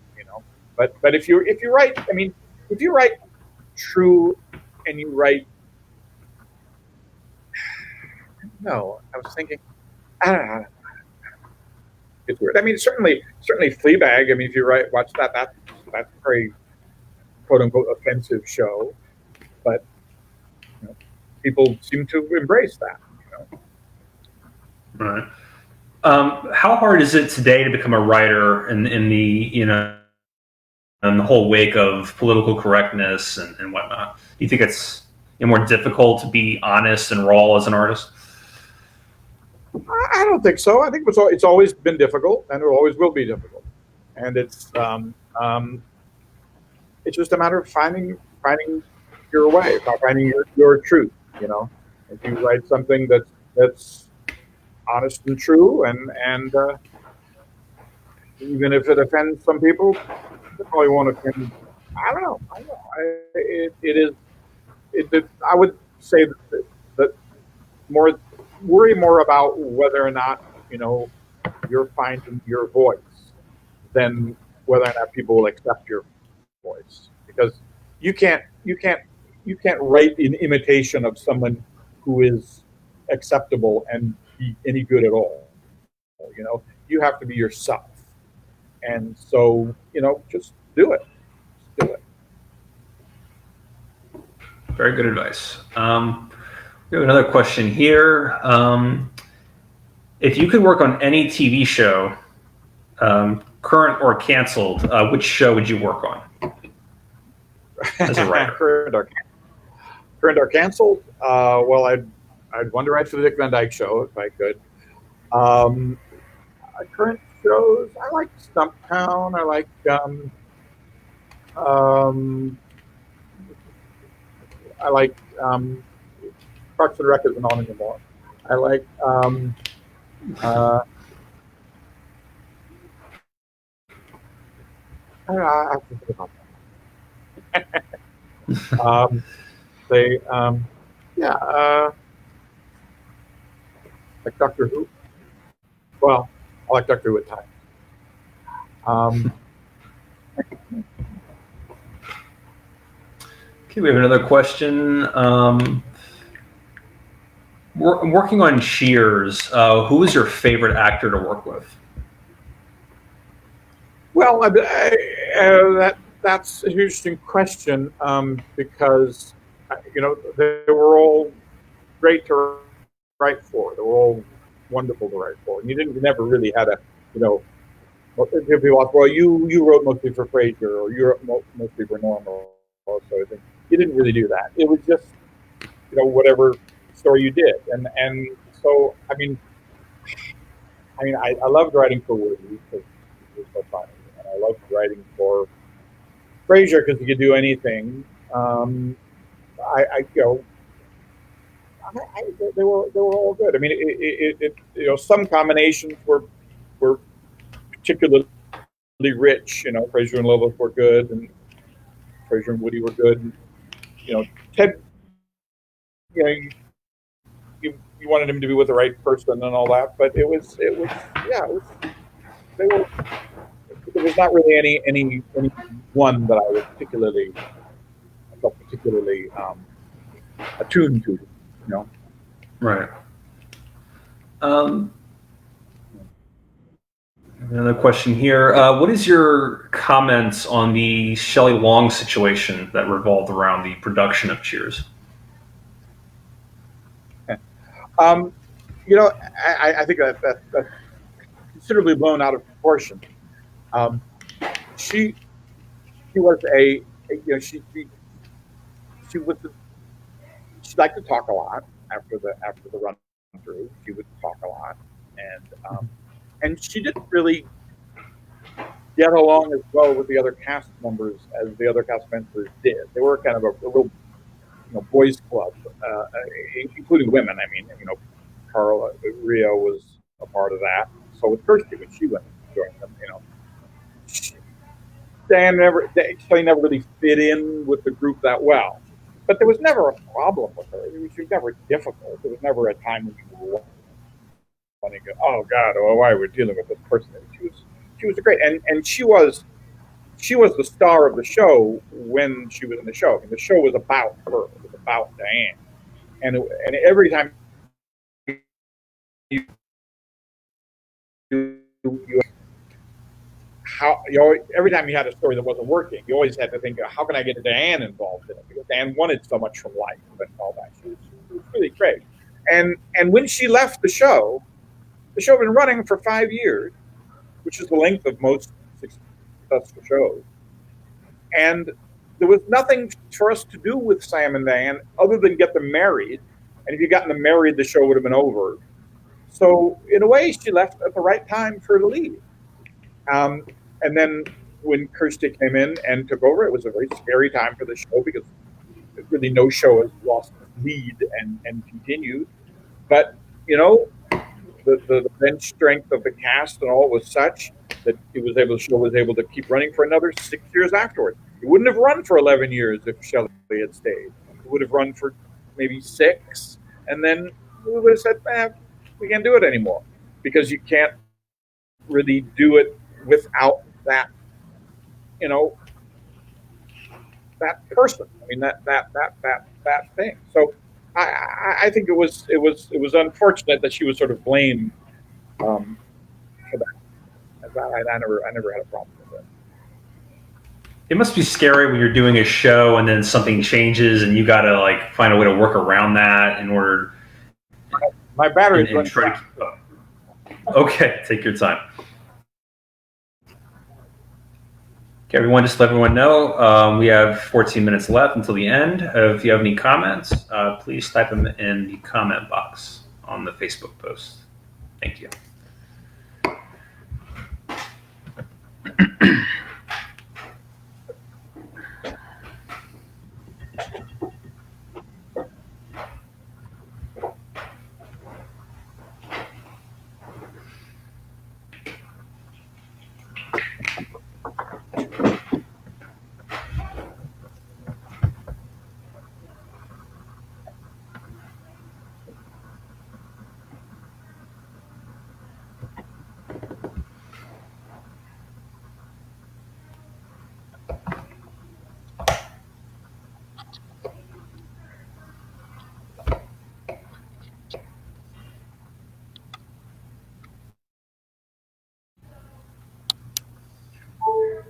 Hi. What was your question? I'm sorry. Yeah. I was saying how it must be scary when you're working on a show and an actor leaves and you have to find a way to, you know, make the show work even with that, you know, ingredient out of the picture. Well, I mean, we were absolutely terrified when Shelley left and Kirsty came in.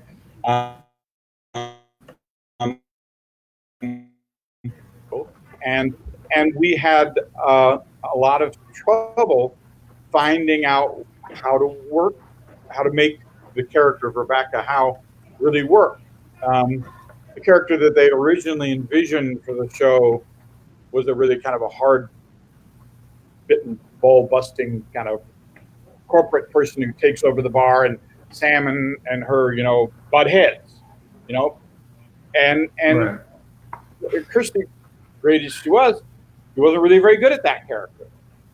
So we thought, what can we do? I mean, we're terrible. We shot that scene in the office between the two of them, like for weeks. We shot that. It was every episode we shot that, and get it right, couldn't get it right, and we were thinking, oh my God, I mean, this is not going to work. This is terrible. And then I think around I don't remember exactly, but around the third episode, Glenn Lest had this idea that she's in love with her boss, and that's sort of her, you know, her weak spot, and she started playing that, and she started crying and all that sort of thing, and she was hilarious. And so then we realized, oh, I see, she's not really this hard bitten, you know, tough as nails character. She's this character that's full of insecurity, and she just wants to pretend to be that kind of character. And then it all fell into place, and it was great. But it took us, I don't know, it felt like a long time. It took like 3 weeks to figure that out, and there were long 3 weeks because, you know, until you find what that actor can do, you know.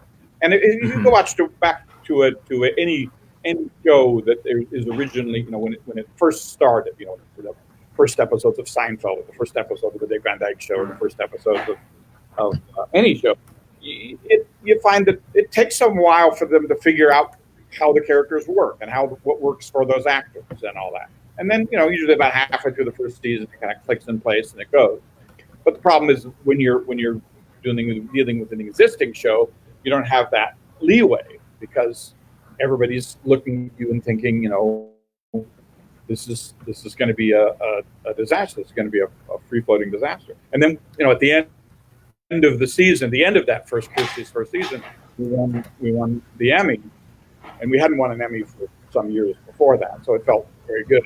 I felt like you pulled it off, because Kirsty, as good as she is, she was never really the, quote unquote, the star of the show. It became a more ensemble show after Diane left, after Shelley left, and but it was able to, the ensemble was good enough that you could do that. And the other thing is, the other thing that again was not planned was that you had, if a part of Cheers' style was the intellectual versus the blue collar attitude, you had already in place, you had Frasier take on that, so that the character of Rebecca didn't have to be that kind of character. So she wasn't really seen as a imitation Diane or another Diane. She was seen as her own character. And then you had Frasier, who was able to do that highfalutin intellectual kind of talk. And that was already in place. But that wasn't planned. Frasier was only supposed to be in, Frasier came in, he was only supposed to be in for like 3 episodes as a person that Diane was dating to make Sam jealous. And he was just so good that we kept him on. And that was another reason the show lasted as long as it did, was that you had so many cast changes, that none of which were planned. Certainly it wasn't planned that Nick Colasanto would die and Woody would come in, and certainly it wasn't planned that Shelley would leave and that Kirsty would come in. Lilith came in and didn't replace anybody. She just came in. Frasier came in again. He didn't replace anybody. He just came in. So when you were writing year 6, it was a very different show from year 3. So you really didn't feel like you were imitating. You were running on fumes, like you were imitating yourself, until 10 or 11 years in, and then you start realizing that you've done stories twice, and really don't want to do them a third time. We have another question. Marie asks, there have been a lot of talk recently about a Cheers reboot. Do you know anything about this? Nope. I think they're talking about bringing the cast back or something. Or I've never heard anything about that. I don't know. I don't think it would happen. I don't think it will happen. I don't think that. I don't think it will happen. I don't think that anybody is particularly interested in seeing them old. And I think Glenn and Les want to leave well enough alone, and they don't need the money. So I guess a revival or maybe I guess a revival's out of the question, but a dark, gritty reboot isn't.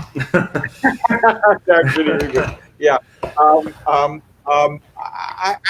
don't think they'll redo it. I may be proven wrong, but I don't think they will. Ted has such a good career going on now. He doesn't really need it. I just can't see it happening. I can't see it happening. We have another question here. You worked for many years writing for Kelsey Grammer on Cheers. How come you were not involved on Frasier, or involved with Frasier? I had left to do Bob before the end of the run on Cheers. I left the year before it ended to do Bob. If I'd known that it was going to be the last year, I probably would have stayed, just because I would have wanted to be a part of that. But I didn't know that. And I did Bob, and we did Bob for a couple of years, and that was when the Frasier spinoff was starting, and then when I was writing for movies, so I was doing that, and I just didn't really, I knew a lot of people who wrote for Frasier, and I would come in and hang out sometimes, but I never really. And it was talk about me doing an episode, but nothing ever came of it, so I didn't really do that. I loved the show; it was a great show, and Wonderful cast. Stage we did Cheers and all that was, you know, and I've worked with Kelsey since then on a number of things. But yeah. We have another question here. What was the idea behind changing Bob during the second season? Because during the first season, wasn't that nice of a guy, but the second season, then he made him nicer, and then he wasn't working as a comic book artist anymore. What was the reasoning behind that decision? You're doing a deep dive on Bob. Well, there's probably a lesson from this to be learned somehow. Bob was a moderately okay successful show. Was not doing all that well, and CBS was wanting to be more youth oriented, and they didn't really want to do a show with an old guy on there. So we were pretty sure that the show was going to be canceled after the first year. So, and in those days anyway, you'd go to New York and you'd talk to the executives in New York, and you'd pitch out your show or pitch what you were going to do with the show to change it, and then they would decide whether they were going to put the show on or not. And then they do the upfront, which is a big party where they announce all their new shows, and they do that all in 1 week, in 2 weeks in New York, and it's like a crazy bacchanal of sweaty people and locked rooms talking about things this, that, and the other. And we felt pretty confident that Bob was not going to pick one. So Bill Stankelner and Sherry Eichen and I just decided, what the hell, but why don't we we'll just try pitching something, a radical change to the show. They don't like him being a comic book artist, we'll make him go back to being in greeting cards. And we'll put Betty White in it. And everybody loves Betty White. They didn't love her as much as they do now, but they still loved her. And then we'll change the supporting cast and all that sort of thing. We'll make it again. We know it won't go. We know they won't buy that, but at least we'll try. So we went and we pitched that, and indeed it didn't go. And indeed they canceled the show. They said they wouldn't pick up the show. And they had the upfronts, and it wasn't on the upfronts and all that sort of thing. So we flew back from LA. We flew back to LA and went through the 7 stages of grief on a show because I felt that it had been a pretty good show, but that's the way it goes sometimes and all that. And then I got home and the phone rang and they picked it up, but we had to do those changes, and we had never really intended to do those changes. We never really intended to half the supporting cast and all that sort of thing, but we had to do them. And I think what it came down to it was that Les Moonves couldn't look Bob Newhart in the face and say, we're not going to do your show. And so because of that, we then did a radically different version of the show for like 6 episodes, and then they canceled it anyway because they never really intended to put it on. But so that just goes to show sometimes when you throw a Hail Mary, the problem is someone will catch it, and then you'll have to do it. And would I've rather had the show. I liked some of the new shows. And I loved working with Betty White. I loved working with Jerry Burns, and it was a perfectly good show. But I liked the other show better, and it probably would have felt better to go out on that show. But television's a weird beast. Yes, it is. Well, Mr. Sutton, that about does it for today. I want to thank you so much for joining us today. I certainly learned a lot, and I think our viewers learned a lot. Thank you. This was definitely a great time to be Thank you very much. It was fun. Okay, that about does it. Thank you, everyone, for joining our event today. Please go, if you haven't already, go like our Virtual Film Industry Network Association Facebook page and follow us. We're having more events. We have more events planned, so please stay tuned for that. And thanks to everyone, and have a good night. Bye. Bye. All right. Thank you so much, sir. How was that? If you know of anyone who might be... It worked out great. If you know of anyone who might be interested in attending our workshop events, please let me know. We're always looking for guests. I will. So I'll think about that. Okay. Great. Right. Thanks. All right. Have a good one. Bye. Bye.